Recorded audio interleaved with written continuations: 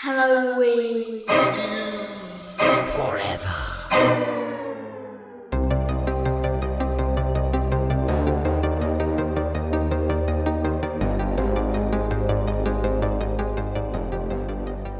Oh man, guys, I don't know. I'm not feeling super good. I'm feeling a little under the weather, maybe. Oh, that sucks, Brian. Yeah, it's like I was at Kennywood. I was on the carousel and I was like, oh, I'm just feeling kind of yucky. And I asked the guy, I said, hey, you think maybe I'm getting motion sickness? He's like, there's something going around. Welcome, boys and ghouls, to another motherfucking Minisode. I'm Brian. I'm Meg. I'm Double Champ. Here we go. Fuck you. Halloween I'm so mad. I feel like there's a forever. distinct moment where you could tell I got pissed off in the last episode. I was like, fuck this. I'm still coming for it. You know what? Last episode, if you didn't hear, guys, it was our showdown episode for October. October is it's fucking the Super Bowl and Christmas and Mardi Gras, all wrapped up into one here for the Halloween is Forever crew. So we did our second annual John Carpenter showdown episode. Go back and listen on that sumbitch. I won't spoil it, but it was a goddamn barn burner. That's all right. It doesn't matter. None of this matters. It was a fucking barn burner, a slobber knocker. Between Meg and Steve battling it out for Halloween 1978 versus The Thing 1982. I had a throwaway movie. Not a bad movie, just it wasn't going to win. So I basically was special guest referee for that fucking knockdown, drag out, no holds barred battle. But here we are. Right. So we are going to spoil it because. Can I get my reflection on the show? Yeah, reflect. It's pretty funny, I think, in my mind now, is that I felt like I came into the show with really great notes on a lot of really interesting things about The Thing. And I felt like Steve just was like, it's Halloween. And donezo, flatline. Well, you definitely. So your back was against the wall because Halloween is my favorite movie of all time. I knew. Like I said, The Thing is right there, and it was my vote that was. So you were gonna have to do a lot to convince me, and you just came up short. Also, you're talking like you thought you brought in these. You thought you brought in these really interesting notes, and I didn't bring anything. And I'm literally talking about the impossible dread of an omnipresent stalker that you're unaware of, and you're like, yeah, been there, done that. Been there, heard that, Steve. No, that's how I felt. I'm like, we've heard these arguments before. You didn't have to defend shit. I had to be like, yo, Brian, you need to understand how much of a better movie this is. And at the end of the day, I still believe The Thing as a movie is better than Halloween. I would never argue with somebody who said that, but it's going to be hard to dethrone Halloween in October, especially for your boy over here, because it is my favorite movie of all time, and it really came down to my personal preference. So I just put an asterisk on this month anyway. I'm putting an asterisk on it. Don't you asterisk October? You don't get the asterisk. No, I'm astericking. You don't got asterisks, right? Don't you asterisk me? I'm astericking your decision, Brian. I'm astericking your decision. Not mispoll the audience. Nuh-uh. Yeah, Nuh-uh. You are a walking asterisk. You're an asshole strix. I don't know. Strix. You know what though is that I obviously did poll without telling anyone what. Like I was like, which one would you prefer? And The Thing was top dog. There was 39% or something like that who voted for Halloween. Yeah, that's pretty close to even. That's pretty close. It's not. 60-40. That's not too far off. 39's real close to 40. Shut up. It's almost 40. You don't understand percentages and math. Anyway, guys, and this is from the same audience. Guys, you're ruining Halloween. I understand. Stop. Mommy and Daddy are fighting and they're ruining Halloween. And this is, again, from the audience that gave Meg the win anyway. So, we can't trust her polls. Steve, no, we can't. Steve, it has been proven that the polls are unreliable. That's why I made a point to say, I did not say who had which movie until the poll was done. And then I was like, oh, 39% of you are wrong. But I'm saying your polls are questionable, and we've proven this time and time again. It's all sus. This is bullshit. All right, guys, listen. You guys are ruining Halloween for me. Here we are. We're in the goddamn almost 1 week into October. We're You deep need your in spooky IV season. of like fucking candy corn. Ooh. Apple I've been cider. chugging pumpkin spice. I actually did have some hot apple cider last night. I put up almost all my outdoor Halloween decorations. I'm a little late because I was out of town for a couple weeks for work, but I've got almost everything up. I still got to put up some Halloween Village stuff, but we are there. We're in it. I watched fucking Hocus Pocus last night. Come at me. I love that movie. I don't give a shit. Did you love it? The original. Hocus Pocus 2 I watched with the kids. It was okay. It was nothing compared to the original. It was, fucking Disney cash grab, whatever. But I love me some Bette Midler. She was very funny. Everybody was funny. There was like the witches, who are of course the star of the show, were not cringy, and the teen actors that play the whatever bullshit villain roles, they were all totally tolerable.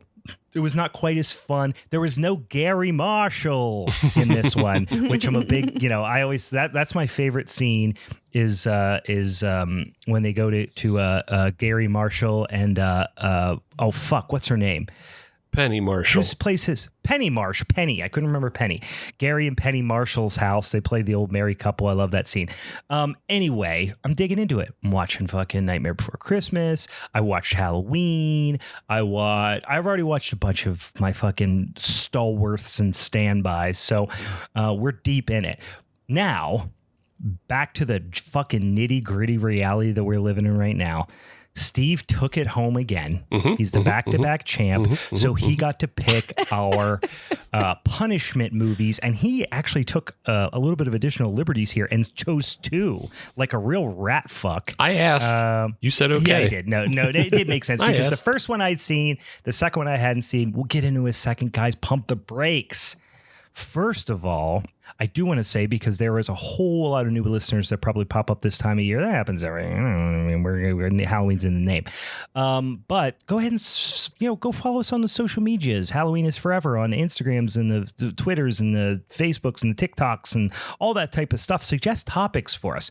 We're chocked full of topics here for October, but after October, we need some suggestions. I love me some Christmas horror movies. We're definitely do some cool Christmas horror movie shit. But what type of post-October horror topics may we not be thinking about? Send us a suggestion, old DMs. And then if you want to give us a little review on the Spotify's or the whatevers, then do that and let me know, and I'll send you out some stickers. I actually had a 5-star review just today, and we're going to be sending out some stickers. So please do that if you feel so inclined. Now, a couple different things we got to do before we get into Steve's punishment episodes, or punishment movies, rather. One, Yin's got some beers that you're drinking. What's going on? I got beers. What you got, Steve? I am drinking pumpkin beers. I'm gonna try to do pumpkin beer all October. I'm gonna try to. I like it. I'm on board. I'm on board. You slut. These for the show. Do it for the show. Yeah. But this week is O'Fallon's vanilla pumpkin beer. Oh, classic. Yeah. Smells like a candle. Doesn't taste like a candle. So that's classic great. Of the genre. That's good. I'm glad. O'Fallon's, I've always liked their beers. I feel like everything I have from O'Fallon's, like, hey, that's a nice beer. Yeah, I have their logo in my brain, but I don't know how much I've actually tried of theirs. But I mean, this makes me feel like I should. Yeah, they've been around for a hot sec, and yeah. Probably my favorite of their beers though is actually their winter one, the chocolate covered cherry. Maybe that's the one that I've seen a lot around. I feel like it gets distributed pretty well. Yeah, possible. Yeah, that one comes out in December, and this one is obviously out now. But yeah, those two were out and about like way back in the early 2000s. Mm-hmm. And well, so that's what I remember them. them too. Is like, they had like they're from St. Louis, right? Yep. Yeah, so I've definitely had a couple of. Is this your redemption comment about St. Louis, Brian? Because I mean, I had one of our listeners come at us, or come at you specifically, Yeah. And I loved it. Yeah. And I told him that I would tell you to go fuck yourself over St. Louis because, Yeah. Right. We gotta support the not fans. only do I stand by my comments, I will also go as far as to say that I will fist fight that person. I don't know if you should. I think his handle's called like horror lifter or something. Look, he's probably pretty tough, Ah, damn it! I bit off more than I can chew, guys. Shit. He puts his pre-workout in jack-o'-lanterns. All right. Well, listen, I've taken a whooping before. It's going to happen again. So let's do it. Let's fist fight. No, St. Louis is trash, guys, and we all know this. It's just that's where it is. That's the nature of the beast. Meg, what are you drinking? I was in a rush today, so I just pulled out of the fridge another one of those. Wait, let me guess.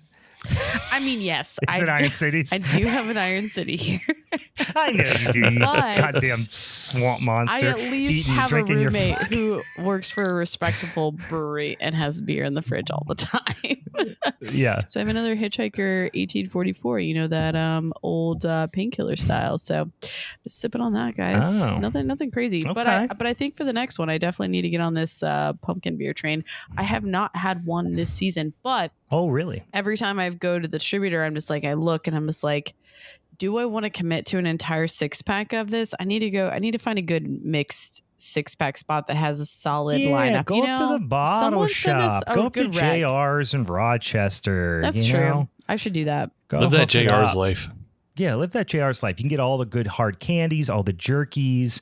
They got so much weird shit, pickled eggs. Brian? I love. For sure. I feel like for some reason, Brian, I feel like you'd be really behind penny candy, and it just seems like your brand. I lived. There was a little, literally, when I grew up. When I say I grew up in the middle of nowhere, I grew up in the middle of nowhere. Like, we did not have a place to do commerce.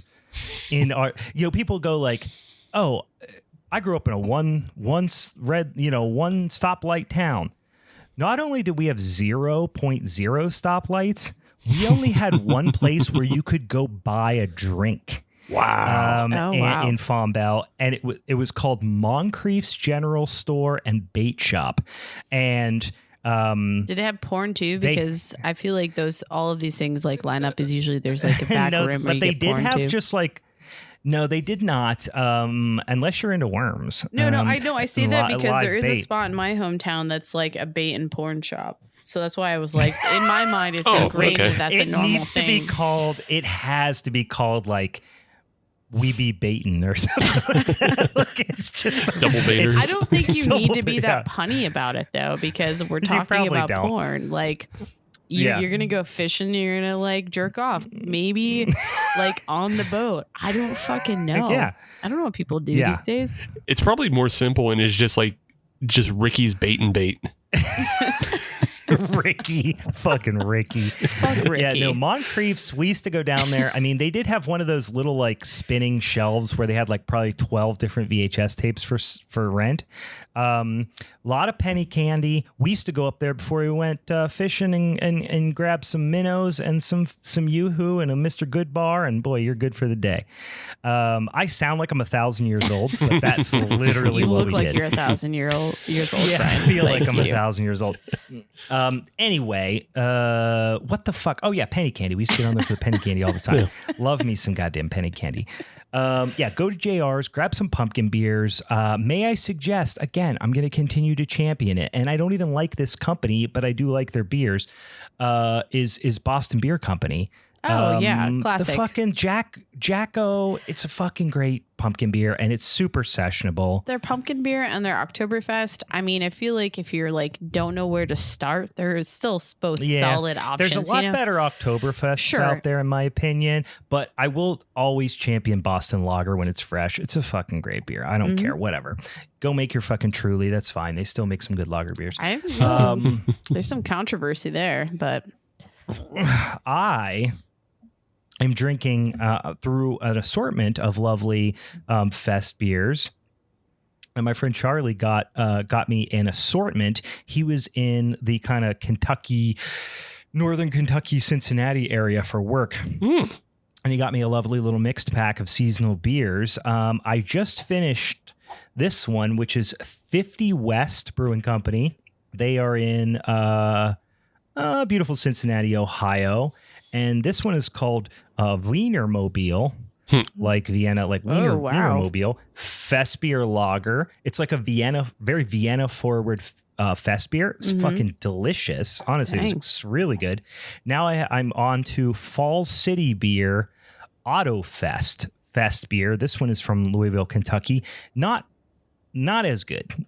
Decided drop off from the 50 West, but still a perfectly serviceable Oktoberfest. So, and then I have on deck here Good Wood from Louisville, Kentucky, and they have a premium brown ale at 6%. So I'm going to try that, brewed with limestone water. It says right on the label.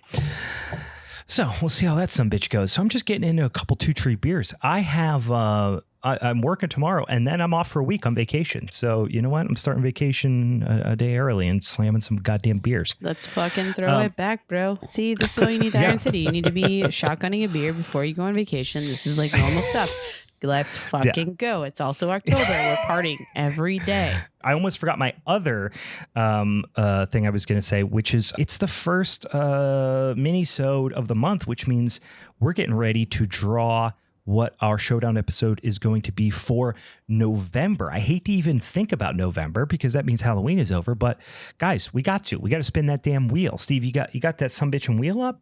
I got the sumbitchin' wheel up. All right, let's do it. Let's spin that sumbitch wheel. You spin that sumbitch. Sumbitch. All right, so I will remind those of you who are new to the show, this is what we do every damn month, with the exception of like October and a couple other things where we have stuff planned. We have this big giant wheel that's got like a bajillion different topics that either we've come up with or our listeners, social media friends have suggested to us. We put these topics on this spinny wheel app. We draw 3 of them. And then this week, we'll put it out on the social medias for you to decide which topic is going to be our showdown episode topic for the following month. So let's do it. What do we got first? So this one's controversial. And if you want to veto it, we can. But since we just got done with Halloween, the first topic is best Halloween film. Oh. No, I mean, I feel like it would be good timing because it's right after Halloween. Like, we're going to be recording it within days of Halloween. Sure. So you know what? I kind of like it, too, because, we're going to be watching them on or around Halloween. So I'm okay we did with the first one. We did Kills, so that one's off the list as well. And we'll be doing Ends later this month, so that one will be off the list. Yeah. Right. So it'll be down to like 2 and 3 and... maybe H2O. I fuck with some H2O. 2, a little overrated, but still really good. 3, classic. 4, I'm fine with. 5, kind of poop. 6, horse shit. H2O, love it. We've got some stuff to play with there. That also means the Rob Zombie ones are on the table as well. So that's true. If you want to fucks with them. Did we do an episode on... No, we didn't. We did discuss it when we did Halloween Kills, but we have not talked about Halloween 2018. Yeah, we haven't. We haven't done it the official, given it the treatment. Right. Okay. All right. Interesting. I like that. Yeah. Next topic: Universal monsters. Oh my god! These are like fucking monster topics. This is Christmas. I feel like that'd be really fun. No pun. That was a horrible pun. It was unintentional. Yeah, I mean, these movies, I will be watching every one of them this month. At least like my top 6 or 8. I will watch Frankenstein, The Wolfman, Dracula, The Invisible Man, Bride of Frankenstein, Creature from the Black Lagoon. What else? I really hope people pick this topic so I can get into the Tom Cruise Mummy remake. Oh no! I did not see it. Yeah, that new what were they going to call that? Like Dark Universe? Yeah, the Dark Universe or something. Yeah. I'll be honest with you. That obviously was a total piece of shit. But I heard like for a minute they were going to do that Wolfman remake. Yeah, that kind of sounded sick. And there is another Wolfman out there with was it Benicio del Toro? Right, yeah. Yeah. Yeah, so that's worth revisiting. I am happy, though. It's not going to win. It's not going to win the poll. But what is it? Trauma? Close. Roger Corman. Yeah. I like, that's not going to win, but nope. I love a Roger Corman. That almost should be like one of those ones that if it's never going to win, we should just pick it out and do it our own damn self and just dig into some deep Roger Corman shit. Well, because the nice thing is Roger Corman has 500 fucking movies that he's produced, so we can just pick Roger Corman movies anytime we want. That's true. We don't have to put them up against each other. If we pick a topic, like there's probably a canonical Halloween movie that Roger Corman directed we don't know about. He probably, some of the Universal Monster movies he probably directed as well. We went back in time and did that. Okay, well, holy shit, there's some good ones here. I thought for sure Halloween franchise was going to dominate, and it probably still will, but Universal Monsters are going to give it a run for its money. Roger Corman's going to eat shit there, unfortunately, but that's just the nature of the beast. Yeah. I don't know. Maybe the audience will be tired of us talking about Halloween movies and they want a break. Could be. Who knows? Could be. It's up to but they're picking before we talk about Halloween, or like Halloween Kills, though. That's true. They're going to be in the thick of Halloween spirit. Audience, we're going to be talking about Halloween Kills in like 2 weeks. Ends. Halloween, yes. Ends. Oh God. Yep. You're right. Yep. My fuck up. Yep. That's what happens when you get too much icy light on your brain. I'm drinking Iron City, Steve. Thank you. I switched it back.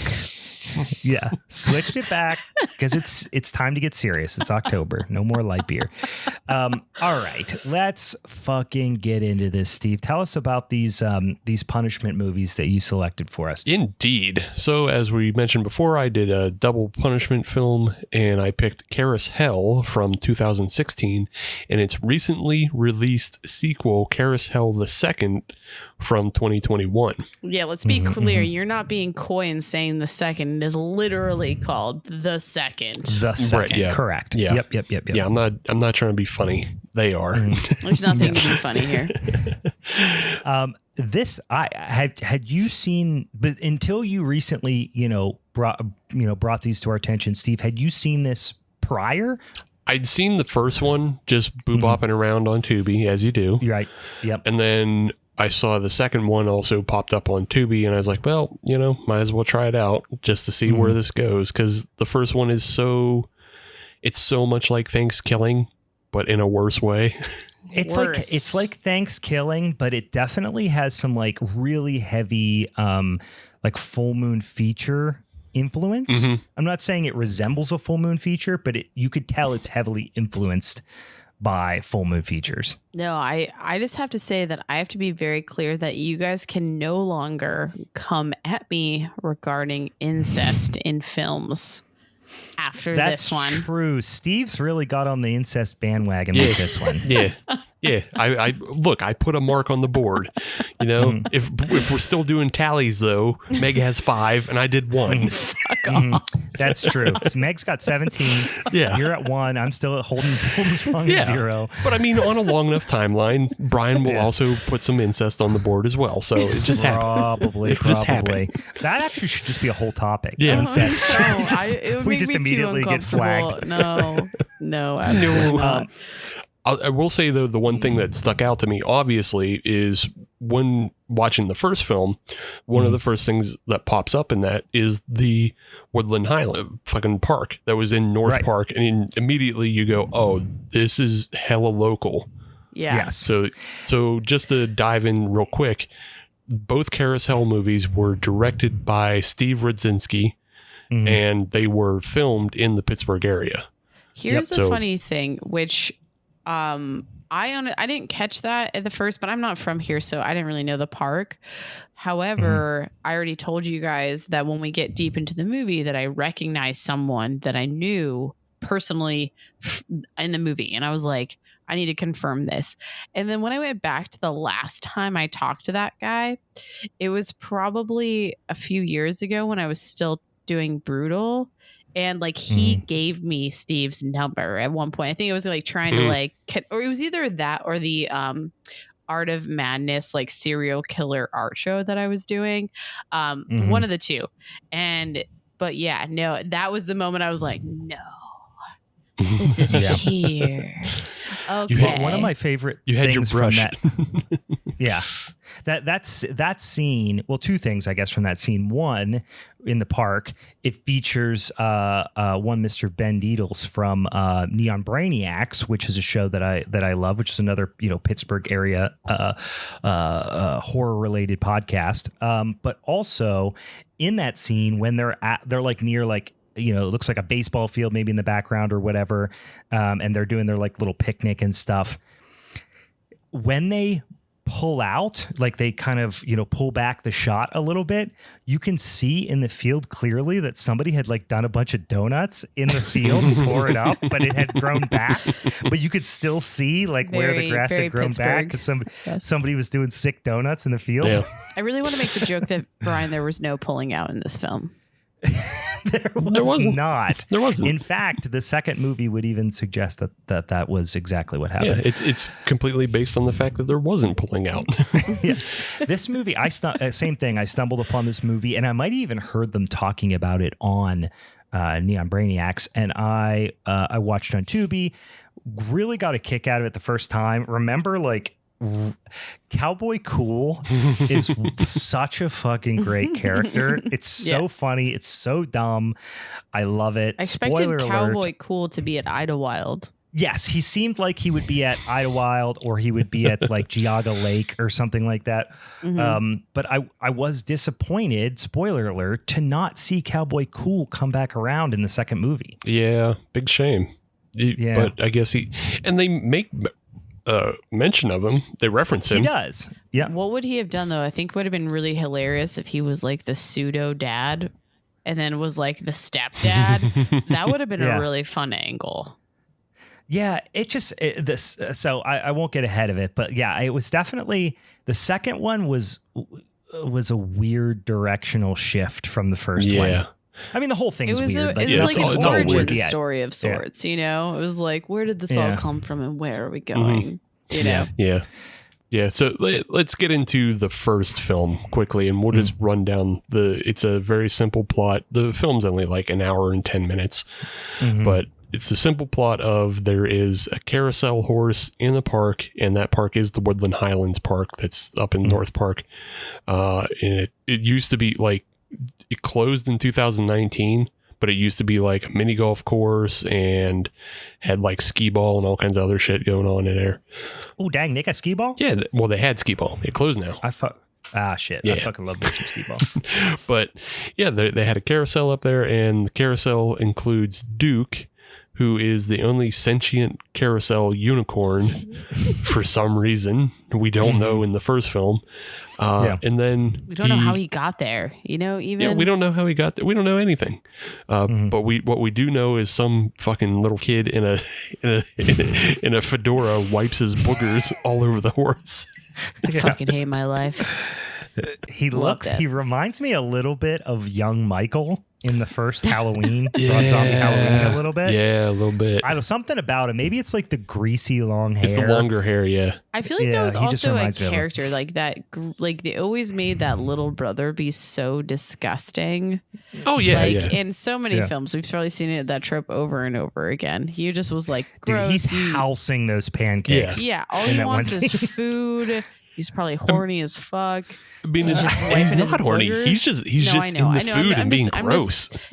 I'm just saying that in other tropes, I'm sure it's like that. Yeah. The only thing he's horny for is eating cheese out of the trash. That's true. He is definitely horny for trash cheese. That's a shirt. Horny for trash cheese. Yeah. I would actually rock that and like say that. It's like a picture. It's like one of those shirts. It's like a picture of like a raccoon's face, and it just says "horny for trash cheese." Oh my god, this is perfect. Awesome. I actually want to make it as a like a lion's head cap, like rubric or whatever it's called. You have to figure it out. It's like a picture of a horn, and a picture of a trash can, and a picture of cheese. Yeah, horny for trash cheese. All right, that can't be right.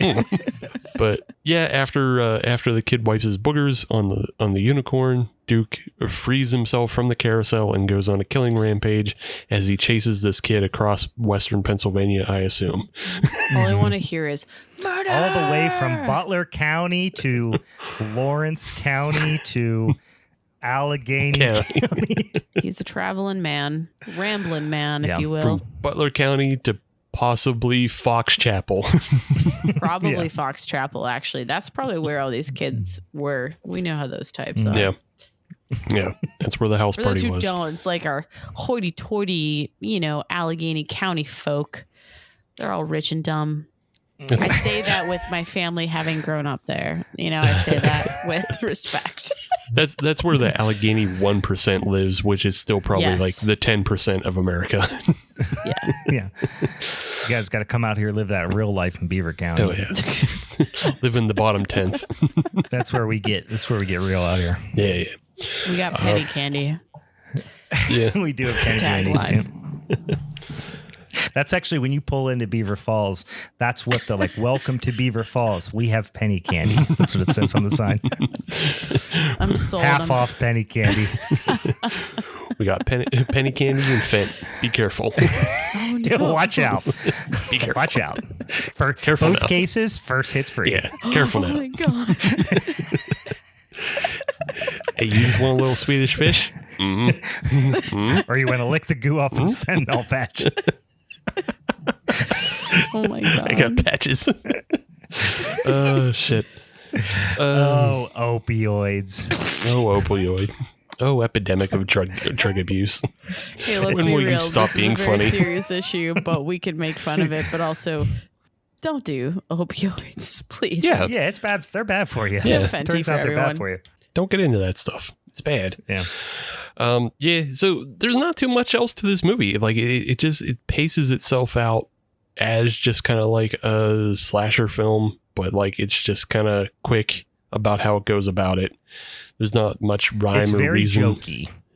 Mm-hmm. Like it is a horror comedy, but even leaning harder towards the comedy. Mm-hmm. Like it is just pretty rapid fire jokes. And some of them are quite, I definitely found myself, especially the first time I watched and even rewatching it, like laughing out loud on several occasions for some, just now this is Brian, 2016. it's because you're stupid. Yeah.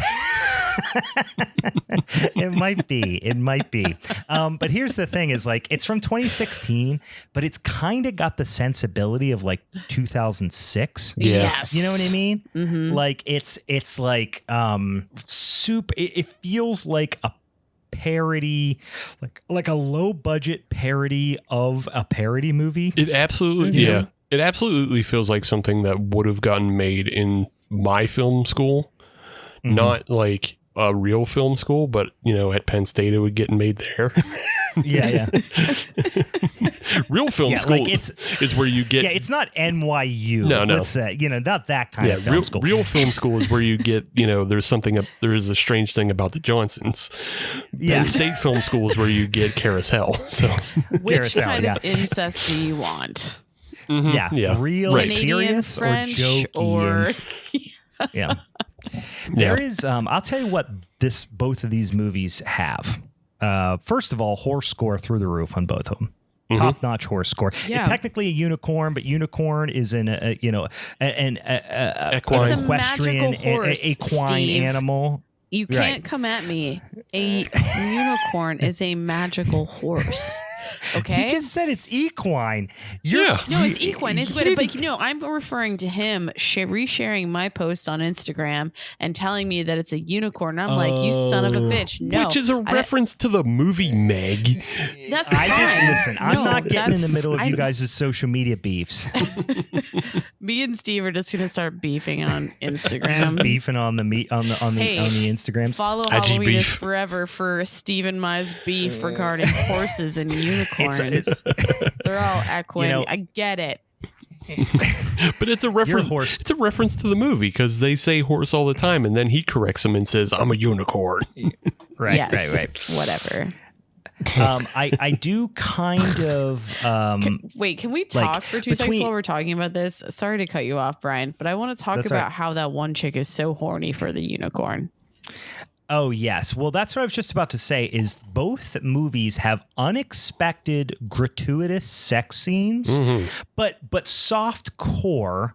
I mean, you see boobs and butts, but somehow it feels way dirtier. Like, mainly because it's a actor like kind of like debasing themselves by pretending to have sex with an inanimate object. Maybe that's what's hitting in a weird place. I feel like it would have been such a fun scene to shoot, though. Like a hilarious scene. Like shut off I'm sure all they the were sound, laughing. everyone. Like we cannot take ourselves seriously here. This is so great. Yeah. I think it's also probably because of like, exactly how small the budget is on these films, and they're not getting out to a huge audience or anything. Wait, do we know what the budget was? Someone asked me today, and I was like, I've got to assume it was under $5,000. Yeah, this is terror at Blood Fart Lake levels of budget. So this is basically like, and listen, I'm not knocking it. I genuinely enjoy the first film. I've watched it now multiple times and enjoyed it both times. But this seems like my buddy somehow got a couple of, carousel horses at Rogers Flea Market. Let's make a movie out of it. Absolutely. Yeah.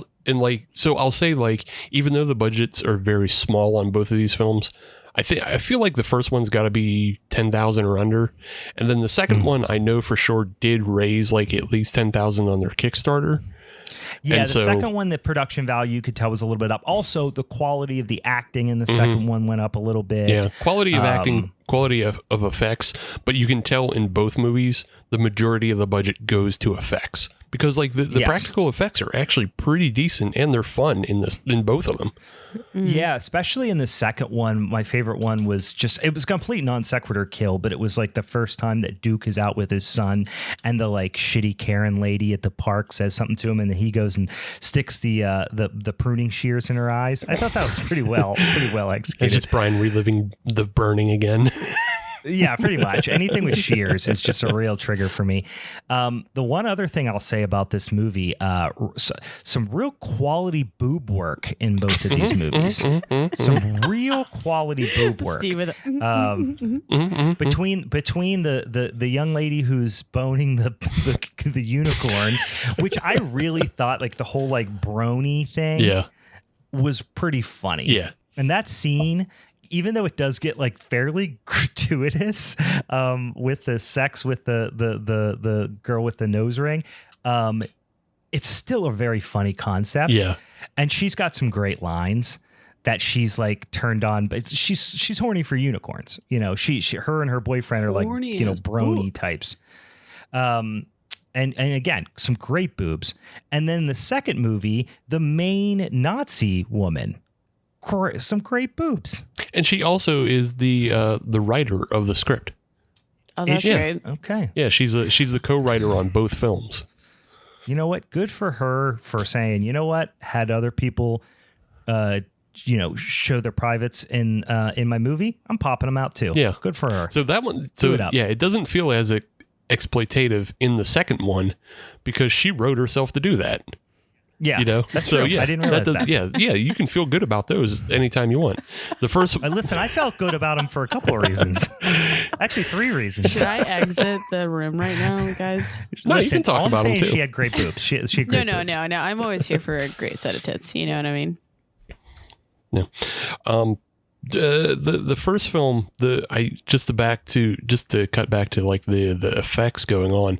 I think my favorite one is like that complete throwaway kill where like the Duke is outside of the house party and he's just like thinking to himself, how do I get inside the house party?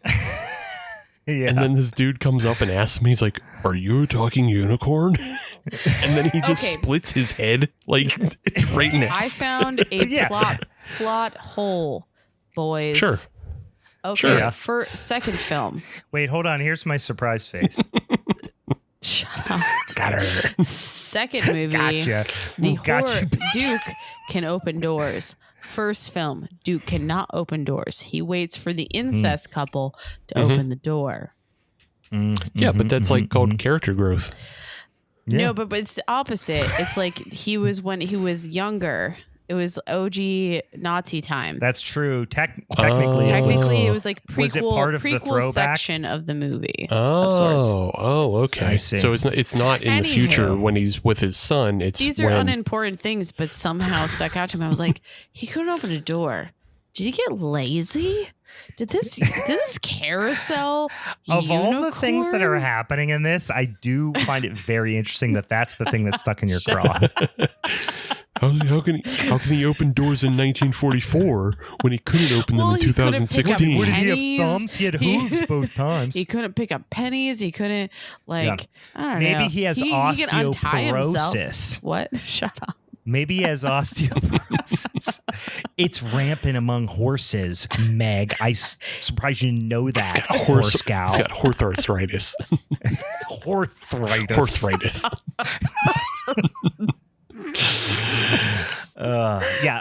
I mean, this movie was like, it was just the script was probably for an hour and 15-minute movie. The script was probably fucking long.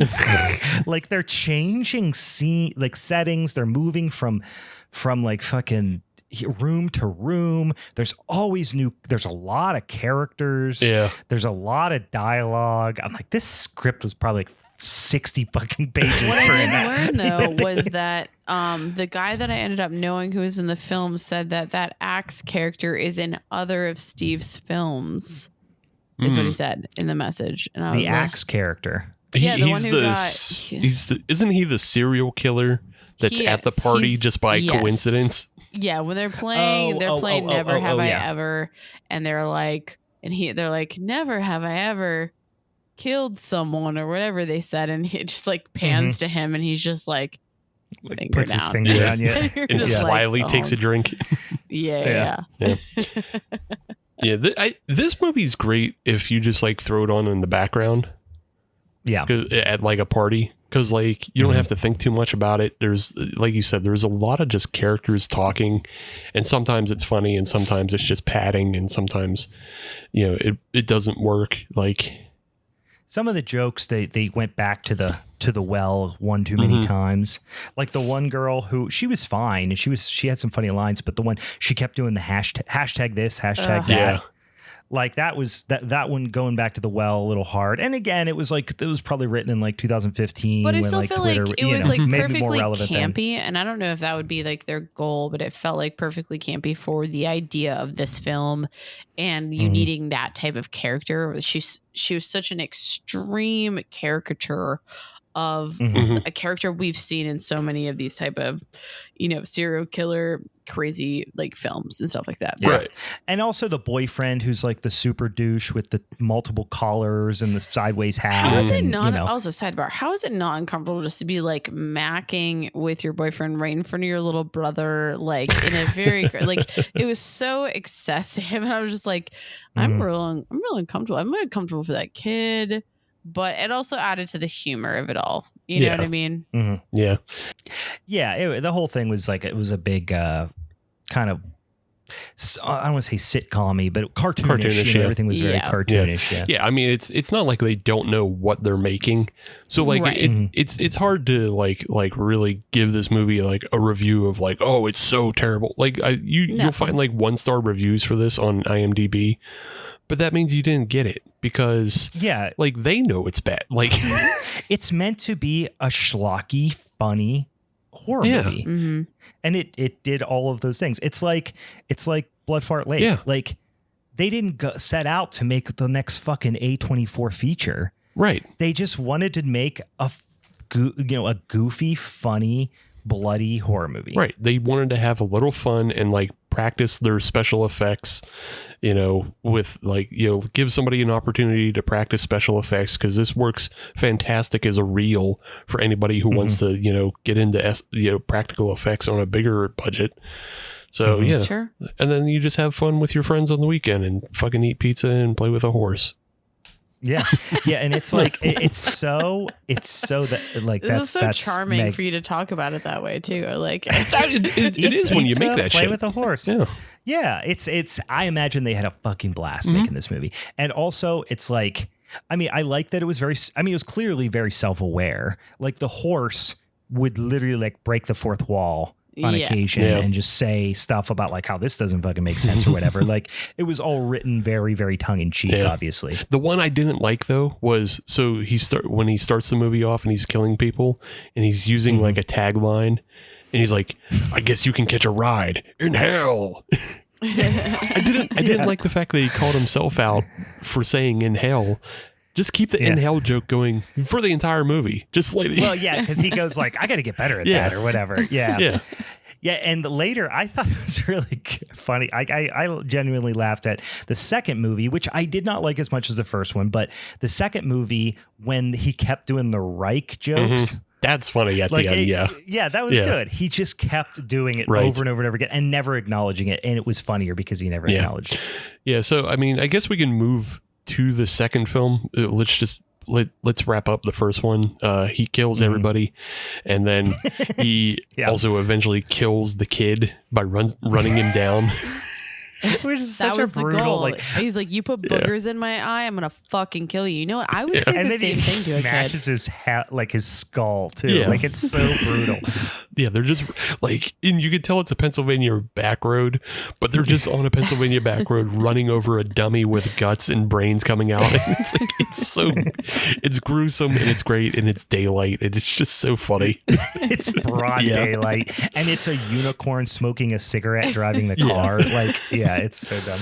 And then the very end is that they discover that the girl that he clomped very hard in the bedroom is actually given birth. Wait, what did you say? Clomped or clomped? Yeah, clomped. Yeah, he said. Yeah, he said. I'm going to clomp you so hard. That's the bestiality term for when a unicorn specifically fucks a human. Okay. Yeah, but when the unicorn says it. Yeah. Yeah. He said I'm going to clomp you. I mean, I assume that like it's kind of like how there's like trot and gallop. Maybe clomp is the hard version and then there's a lesser version. Like a Clydesdale clomps. Oh my God. Yeah. This is intense. Yeah. I'm learning so much. I learned about stock porn. I'm learning more about bestiality. You know, this is like insane, guys. Yeah. It's good. It's good to open your world. I learned so much from this show. We're here, broaden your horizons. This is a real coming of age tale for you. The other thing that so Steve, and maybe I missed this because I was on my second CarousHELL movie and stoned, but why? Because he killed her. Yeah. Very quickly post coitus. Yeah. How did she have a baby now? I don't know. She just did. Magic. Because he's a magic unicorn. She was immediately magic. Yeah. Because he didn't kill her. Like she had not had given, even if it was like some sort of situation where it's like some sort of wild like anime shit where like, oh, you have sex, you're immediately pregnant, gestation time is 3 minutes, and then the baby pops out. She had not given birth at the time when he killed her. No. I think what happened is what we're dealing with again. Brian, this is magic. So what his semen needed was a dead body for this baby to get all the nutrients and basically suck all of the life and the blood out of the body to be able to be born. Because, I mean, it happens so fast. I mean, we know that. We saw this happen before our eyes. So, yeah.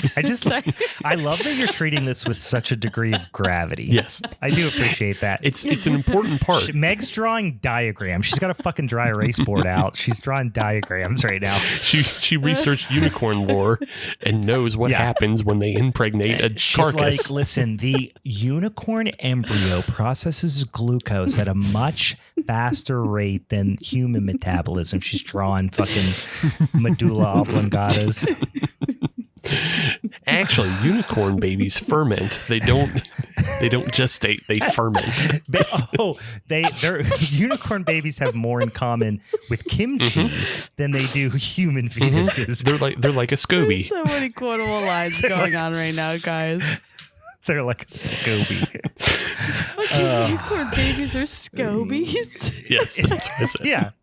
It's like no one steal that unicorn. If you cut off a little chunk of the SCOBY and feed it to a horse, it'll turn into a unicorn. Yeah, sure. Yeah, but you still have the original Uniscoby, so it can still be used to ferment babies. But yeah, also Scooby.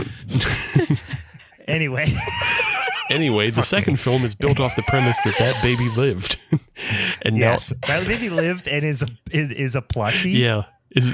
Is a such an awkward shape. It's overly endearing. It is. They did it. I don't know where they got this, if they made this puppet specifically for the movie or if it's one they like rented or borrowed or something, but it's got these giant doe eyes. It's constantly blinking. And it's like, yeah, they make it like overly cute with like a super cute like little kid's voice. Even and that stuff. Voice, it's my God. Strange. It actually made me feel really uncomfortable for a minute because I was just like, kids don't talk like this. Kids are assholes. Right. Well, and especially like oddly enough. So I guess one thing we should, sorry, we kind of jumped in on you, Steve, but yeah, tell what's the general? I just set it up like it's that's the general plot. The other part is like it's the origin story for Duke. So Duke goes from being the killer, being the antagonist in the first movie, to being the protagonist in the second movie. He's now the guy you're rooting for, essentially. And whole idea of him being like a mass murderer, although it is acknowledged, is like water under the bridge. And now it's like this endearing father-son story where he's trying to fight for his son and save him. But also the origins of Duke are that he was a World War II, American soldier in World War II that was captured and experimented on by the Nazis and ultimately put into an inanimate object, in this instance a carousel unicorn, so that he is indestructible. Classic and can be Nazi this, unicorn story. Like this is the Nazi origin shit, I do like that they went for the it's very full moon feature in the sense that it's like, okay, where does the sequel go? Nazis. It's either space or Nazis. But I also like that the Nazis were also witches. Yeah, sure. Yes, they were witch Nazis. The only thing I would say the second movie, like that really detracted for me from the second movie, is they had this bit which was very funny, but they drew it out way too long, where the guy who is like the hot dog salesman Nazi, which is a very funny concept. Mm-hmm. He keeps doing this thing where he's doing really bad disguises to keep trying to kidnap Duke's son. Now I'm questioning Duke's intelligence for as intelligent of a unicorn that he is. Yeah, it takes him a while to catch on, but the whole idea is that like every time he meets this same guy, he just has a barely different outfit on, and they do acknowledge it and joke about it. But the funny part is he has this completely unnecessarily long origin story about he's from Texas or he's from Oklahoma or he's from Ohio. One time he was from Wheeling, West Virginia. Yeah. But he still has this really strong, it's very like, it's kind of meta in a way, because the guy who is intentionally doing a terrible Nazi accent, who's supposed to be a Nazi, is now pretending he's from somewhere else but still doing the terrible Nazi accent. And he's supposed to be unrecognizable, but it makes him even more recognizable. It's a funny concept, but I swear to God, it was the whole second act. Yeah, it was too much. I just almost appreciated the joke, though, as much as at a certain point you're like, Duke's like, he's like, why is everyone telling me like so much about them? Like, I just appreciated that this was like a funny thing, not even a funny, but just like a point out. I was laughing in my mind about this. It was a good bit. It just ran a little. It outstayed its welcome a little bit. One too many. It just kind of ruins the pacing. And I think in general, like the pacing is a little bit worse on this film, just because like in the first one, you get a lot of like goofiness, and then like the Duke will kill somebody, and then goofiness, and then Duke will kill somebody. You go like long stretches of like with Duke not killing anybody. This is not a horror movie. At one point, I remember thinking to myself, like, this is no longer a horror movie, because at that point, the only person he had really killed was the Karen. Was the live laugh? Yeah, Karen. the live laugh love Karen. And then you go basically the whole rest of the first act, all of the second act, and you're like, this is just this is Taken with unicorns almost and Nazis. You know what I mean?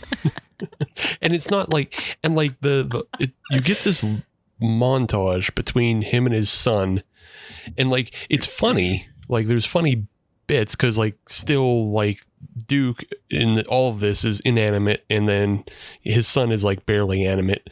So like just watching them interact is fucking funny in a lot of scenes. But like they could have spiced it up with like Duke killing more people when his son's back is turned. Yeah, like he can't help himself, like he's constantly killing kind of thing. And like he's trying to be a good dad and all this stuff, but he's just still killing on the side or something, you know? Yeah. But they were like really way too focused on making Duke like endearing. Which is like in this type of movie, like who cares? Yeah. It's, you know what I mean? Like just be fun, to have fun. And I think like there was also, I would say, and like we're nitpicking this movie about like unicorn Nazis and shit like that, but like there's definitely stretches in the middle where there was a lot of dialogue between the Nazis that like it ran a little and long. like who gives a shit, because like they're gonna get stomped out anyway. Yeah, and it could have been because they were funny. All the people in it were funny, but it was just one of those things where it felt like they shot a lot of stuff. And there's plenty of things that should have, stayed on the cutting room floor, but they really needed to stretch it to feature length. So just in my research from what I was learning about like the production of the film, apparently I guess it was shot in 12 days, entire film. Yeah, that makes sense. Yeah. That's impressive. So it's impressive to get all that done, but that makes sense as to why like the one guy, I believe his name's Klaus, the one who's doing all the dress ups. He's very funny. He's funny, great. but like that, it makes sense as to why his scenes are so extended, because that's just like 1/2 day of like, let's film with this actor, or maybe, it's a full day of just filming him in all 3 locations. And then you have the extended Nazi stuff, because that means they get everybody together. And I think also it was filmed over 12 days. And I think it's either early 2021 or maybe 2020 even. So there's still probably like a lot of COVID hesitancy during that time. Yep. So it makes sense as to why, things like that don't pull off. I will say though, like the last 10 or 15 minutes is like what's really worth it, because they really get into the gore and effects and everything like that. And you get some great. Oh, I absolutely loved where it was just like I said, big downtime there, and then you do get a couple of kills and stuff, and then the last face melt is so over the top gratuitous compared to anything else in the movie, but it's really great. Like it's very well done. I mean, yes, the skull is like way too big because it's like but it was just like it showed the progression of like, oh, now there's some face, now they're pulling the face off, now it's skull, now the skull's falling apart. It's just like they put so much effort into that one shot, and it's almost a complete non sequitur. Yeah, I mean, it is really, because it's all of a sudden it's like, oh, we're defenseless. And then, oh, the sun is going to shoot lasers out of his eyes. Oh, it doesn't do anything. Oh, Duke just barfs a rainbow that melts her face. End of movie.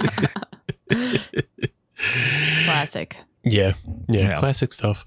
I just wish that maybe there's a little more kills in between in downtime, because like you said, it doesn't matter. Like the premise of the film is that the woman who was the mother of Lunchbox and Hashtag Girl from the first film, which Duke killed, is now raising Robbie. So like you start with that premise, everything's fucked anyway. So like who cares who he's killing and why?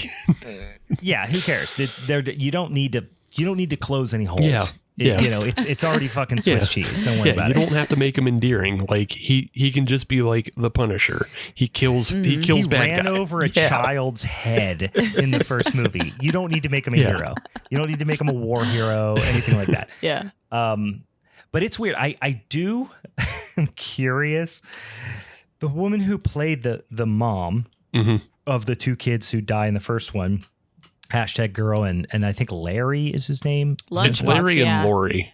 Yeah. Yeah, Larry and Lori, but she calls him Lunchbox. In the first movie, she genuinely feels like she doesn't want to be there. And so I was so surprised to see her come back and play a bigger role in the second movie. Oh, yeah. Because the first movie, she's like, God damn it. Okay. And it's like she doesn't even want to be there. See, I didn't get that feeling from her, but you know, yeah. I just felt like she was that overworked mom who's actually a stripper. I think she actually reminded me of the aunt from Sleepaway Camp in ways. Just even maybe the acting. It just like there was something hidden underneath. So if they would have even played off of that, it's like if the aunt from Sleepaway Camp like took a bunch of Quaaludes. Yeah. Was really into Xanax. Like I just mean like when we first even met and they were talking about like the girl, you know, it's just I felt that way. It's just like, oh, my precious so and so type vibe, and I'm like, I gotcha. No, you know this is fucked. You know something's fucked. You're just hiding it. That's what you're doing. Well, I mean, I tell you what, it was. Like I said, second movie, didn't expect it to stand up. If there's a third one and you promise me more Cowboy Cool, I'm on board. Cowboy Cool and more murder. Two the things. That's what we want. Cowboy Cool genuinely cracked me up. I don't know. It's somebody with that head on committing so hard to the voice just cracks me up. Committing to the voice and just like just playing it straight as like I told him to eat a dick. Now that's not the way to talk to a cowboy. It's so funny. There's so many good lines with Cowboy Cool in it. Yeah. And even like there's a scene, and I don't remember, I should have written it down, but there's a scene where he's kind of like coming from a distance. So it's shot and he's moving towards the frame. And the way he's walking, where he's kind of like doing this really cartoonish walk, but the head's kind of bobbling around, just fucking killed me. I don't know. I think I even commented the first time I saw this, I think I posted something on the IG, maybe it was a year or two ago. And I remember writing like, please point me where I can buy a Cowboy Cool t-shirt. I would wear it in a second. I want to be like, if anyone would get it aside from, you know, the three of us, I would be Cowboy Cool for Halloween. Like it's just that character fucking, it just struck a chord. It struck a chord. I mean, you're in Western Pennsylvania. Somebody might get it. Yeah, I'm like, I think locally, like definitely would be recognized. Well, not winning any sort of costume contest, but you know. No. Yeah, you might not win Steel City Con with it. It's such a distinct face, but eat a dick. Well, that's no way to talk to a cowboy. It's a fucking great line. There's one thing we glossed over about the second film, though. Child Hitler. Oh my God, that was funny with the mustache, and then then the mom has the mustache. The mom has the mustache too. Yeah, that's a great scene. Yeah, you find out Duke's origin is that Hitler went around picking out his favorite things, and he wanted them to come to life, and so he found this one carousel, and it's just for whatever reason, it's not even on the carousel. It's just the unicorn in a yard, and Child Hitler is like that one.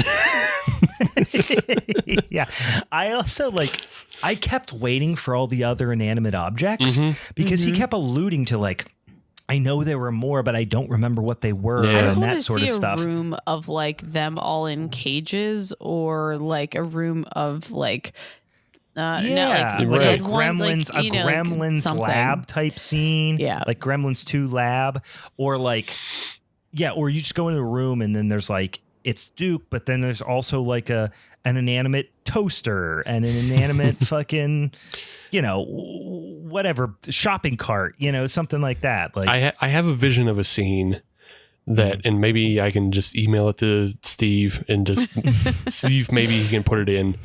I assume they're making a third one. I mean, I have his number apparently in my messages, so I can just give you his number. Listen, just text him. All I'm saying is, if they do a Kickstarter for the third, I'm in. Yeah, great. Just text them this, Meg, and it's the main inanimate object has got to be one of Hitler's self-portrait paintings.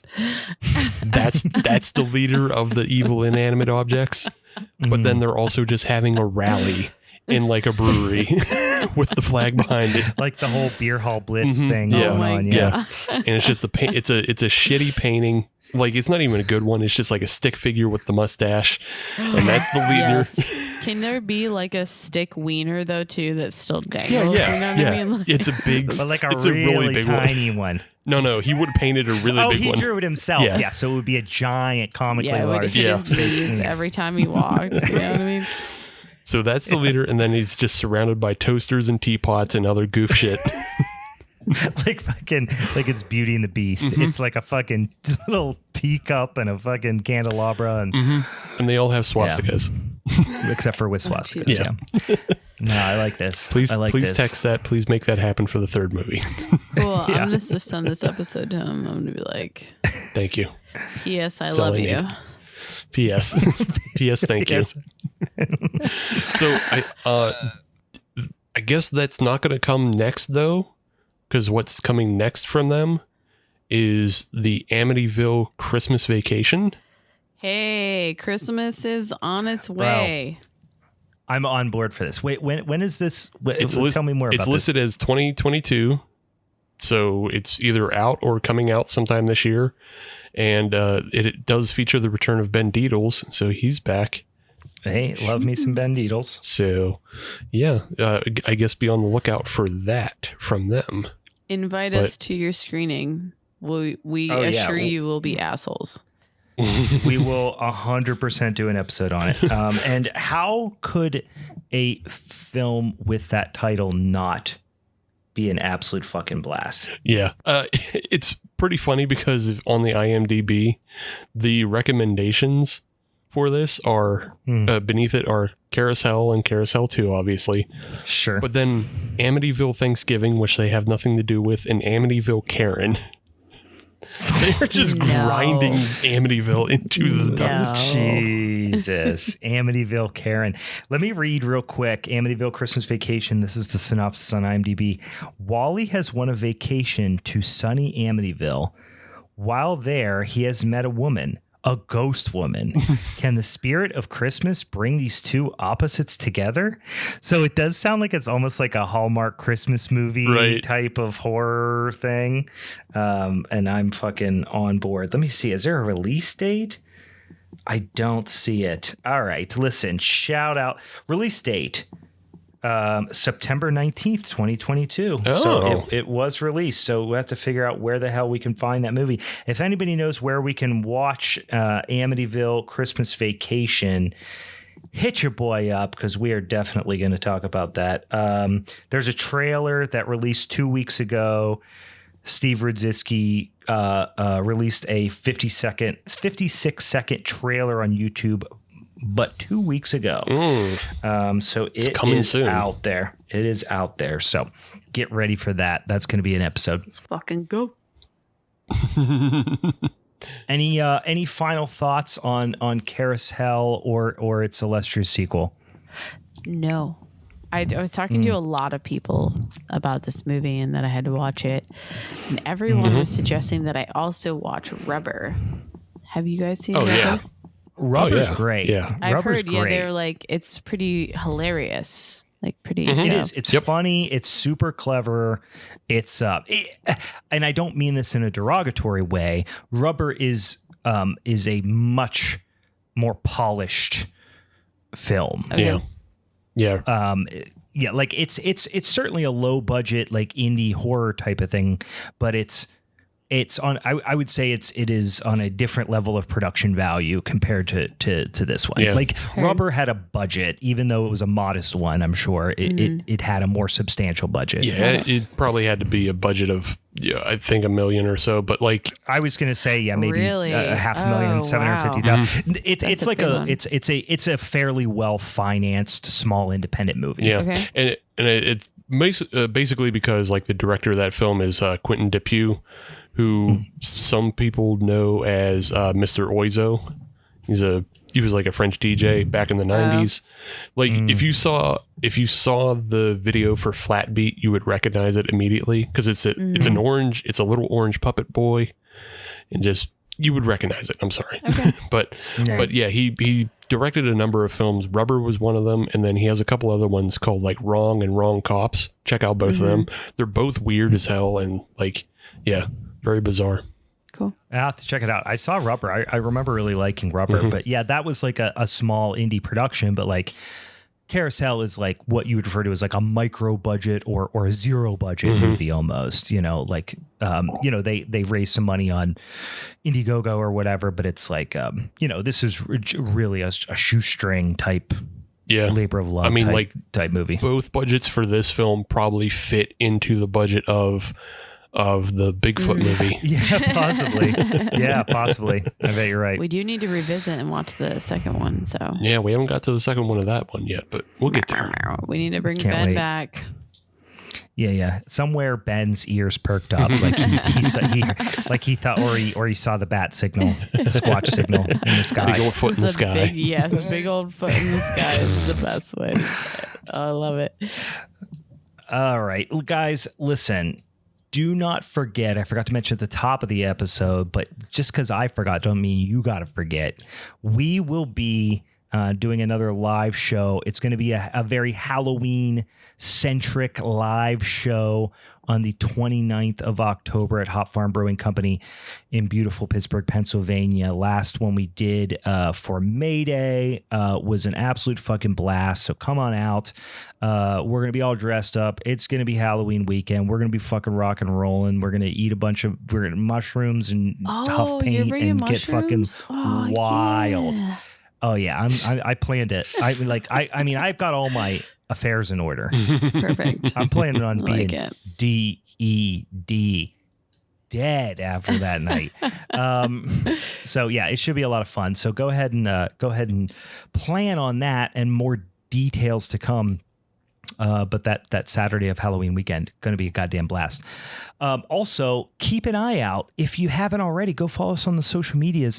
Normally on Instagram and Twitter specifically, we will put out those polls to help us vote on our showdown topic for the lovely month of November. We've got some damn Halloween-centric movies, which actually was cool because I remember last year for November, didn't we do like haunted house movies right after Halloween? So it was cool because I got to watch all these haunted house movies right like during Halloween. Anyway, best Halloween film. So we're talking, in that instance, we're talking about the Halloween franchise. We're not talking about just movies that have Halloween things associated with them. The holiday, we're talking about the Halloween franchise. Universal monster movies and Roger Corman. Between those three topics, that accounts for about 1,200 movies. So we've got an enormous quantity to pick from there. So go ahead and help us decide for November what we're going to be talking about. And as always, follow us on all the social medias and hit us up. Because we got some damn spooky shit on the internet for ya. Anything else that I'm forgetting? I don't think so. That's it. What are we doing for next week? Halloween I forget. Ends. Oh yeah, Halloween ends next week. Also, a couple like special features, and we're probably not going to talk about.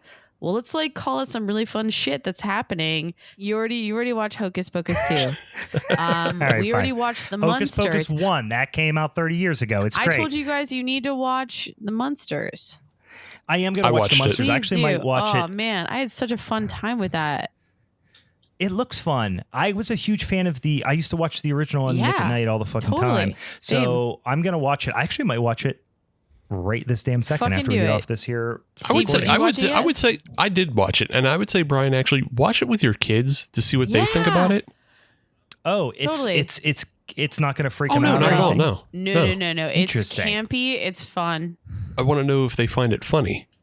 Yeah. That's weird because I mean, it's a Rob Zombie movie. Right. So I assumed it was going to get dark No, at some not at point. all. Not at all. Not at all, Really? dude. It's Okay, like you get a interesting. funny like Nosferatu Orlok like type character too, which is like it's just you get all these like really, but they have a fun time with it. The entire film is just such a fun and almost feels like a like some sort of either like a Disneyland or like a amusement park esque haunted night. That's what it feels like in ways. Like a Universal Studios Yes. stage show type of thing. That's what it feels perfect. like. Yeah. It's like the lighting's amazing, the graphics are amazing. It's so fun. I just giggled so much, like I said in my text. And then lastly, calling out that, Hellraiser just came out. So I still need to watch it, but I'm excited. Yeah, I'm going to get her on that sumbitch. That looked cool. I mean, just the trailers looked cool. So I'm going to check that sumbitch out. Mm-hmm. And Terrifier 2 is out. Terrifier is Terrifier 2 is out. Shit. I haven't seen Terrifier 1 though, but I think it was the clown looked too, maybe can't be something. He looked too cheesy. I avoided it. I thought, but it's then gory. It's a fun movie. I heard it's very gory. Super gruesome, ultra violent. Cool. That's what I'm here and for. the guy who plays Art the Clown is great physical performance. Okay. And he's genuinely creepy. I'm not saying it's a fucking masterpiece, but it's all hinging on this one character, which is Art the Clown. And the performer does a great job with it. Just, it's ultra gory, super violent. Perfect. Really a fun watch though. Cool. Also, I think it should still be on Tubi. Well, both the original Terrifier is on Tubi, but the original film that Art the Clown appeared in is called All Hallows Eve, which is like an anthology film. And the sequence that introduces Art the Clown is really well done. Nice. It's not. Yeah, I won't spoil it. Definitely go watch it. It's definitely worth a watch. Yeah, and what the hell else was I just about to say? Something else. Oh, I've been meaning to check out on Shudder. They have the they do the Ghoul log every year. It's like a Yule log. But the guy who I think the one they're doing for this year is a stop motion one done by the guy who did Mad God. Oh, by Phil Tippett. Okay. Yeah. So it looks fucking awesome. Sick. So check those some bitchin' things out, guys. Get spooky, get ooky. It's Halloween. Season. We're getting cozy up here in this bitch. Oh my god, I ate a pumpkin fucking streusel today. I fucking am gonna probably go downstairs. Listen, I'm gonna smoke some pot. I'm gonna smoke some of that marijuana ganja drugs, and then I'm gonna put on. I was gonna put on the Munsters, but maybe I'll put on something else. But there's a whole damn list. I haven't watched Trick or Treat yet this year. So much spooky ooky things to live. So go out there and do it, you some bitches. And we'll get back to you next week where we are going to be fresh off of watching Halloween Ends. I can't believe it's just hard hitting Halloween, just mainlining it right in my fucking veins, you guys. We are psyched about that for next weekend. My brother's gonna be in town and we're gonna go watch together. It's gonna be awesome. And tune in. We'll see what we think about it. Because I know the last couple were pretty fucking polarizing. So, all right. For the Halloween is Forever crew, I'm Brian. I'm Meg. I'm Steve. All right. See you later. Bye.